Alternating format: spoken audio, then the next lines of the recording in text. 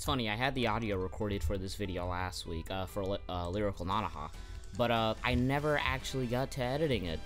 Just didn't have the time to do it, and when I did have the time, it was already, like, on Thursday, so I was like, why even put it out? Let's just wait till next week. I thought about doing a checkpoint on this series, but I figured let's do an episode first, just an episode, you know, review, and then after that, we'll see where I want to go from there. So, yeah, sorry that I didn't do a, you know, review on this last week. Just in short, for last week, I thought last week was okay. I was a little disappointed, but I feel as if, like, my disappointment from last week was fixed with this week. Love the opening song, but I wish it was packed with more action. I know after, like, the chorus, there's a little bit more visual fidelity, but, like, I was just kind of disappointed with that. That's just me, though. Nice FOV effect at 301. The animation wasn't that bad during the fight scenes and stuff. I also noticed that during the transformation scene with Nove, it wasn't perverted, like in other, you know, seasons, we'll say. 4:45, CGI human, good night, bad show, 0 out of 10. OST is, like, really good. I need to download this afterwards. 5 minutes in, I noticed that the sound effects got a lot better than they were the previous week, because the previous week, the sound effects and the sound quality was really bad. Like, episodes 1's was not good at all, especially, forgot her name, Vivio's voice. Her voice is fucking unbearable. Still is unbearable, I hate it, but, it's not nearly as bad as it was last week in terms of quality. By quality, I'm talking about, like, frequency of, like, the sound rate and hertz and stuff like that, not just, like, oh, it sounds good. Because that's completely subjective. I can't really say that it sounds bad, because everybody will think differently, I guess.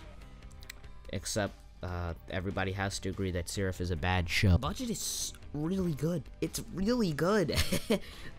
It's funny because I heard that Gunslinger Stratus, which is also being produced by A1 Pictures this year, or this season, is absolute trash, and it doesn't even have good animation. It's kind of funny, because I think all the animation for Stratus went into this show, and I think A1 Pictures is doing another show, but it went into this show. I noticed that the villain isn't very strong, and I kind of like how that's not ridiculously cliche, but I think, I think I was gonna say I thought and think at the same time, but I think for a villain, you kind of have to establish that they're a force to be reckoned with. But the thing is that later in the episode, they kind of establish that she's not necessarily there as an antagonist. She has the memories of, like, her past ancestors, and I thought that that was kind of really cool. I haven't seen that in anime. I haven't actually seen that concept been done in anime. Kind of have somebody with the memories of their ancestors, you know. Haven't seen that before. Probably countless other times that it's been done, but because I haven't, you know, completely stretched out into this pool that we like to call anime, my fins aren't, I don't know where I was going with that analogy. Just, I'm black, 10 out of 10. Only thing that I'm really sad about this through this season is that all the world building that was done in season 3 in Strikers, yes, Strikers was garbage, but there was a lot of world building that went on.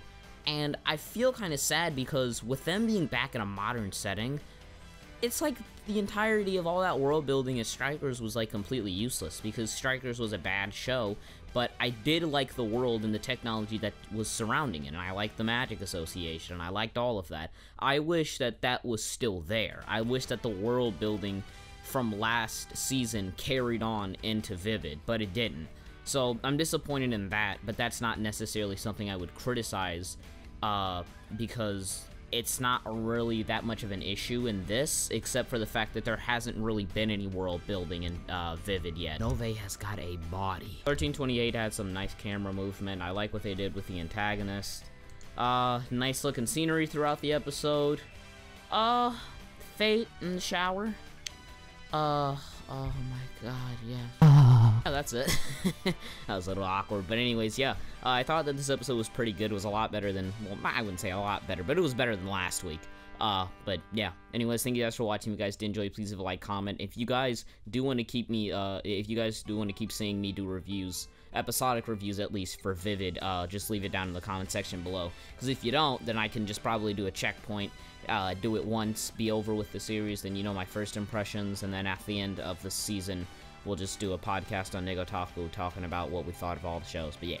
I can go either way. I can do, like, episodic reviews of it, or I could just do, like, one checkpoint. I don't know if I'll actually be able to get that out, because it takes forever to record stuff, but yeah. I'll see you guys later. Deuces!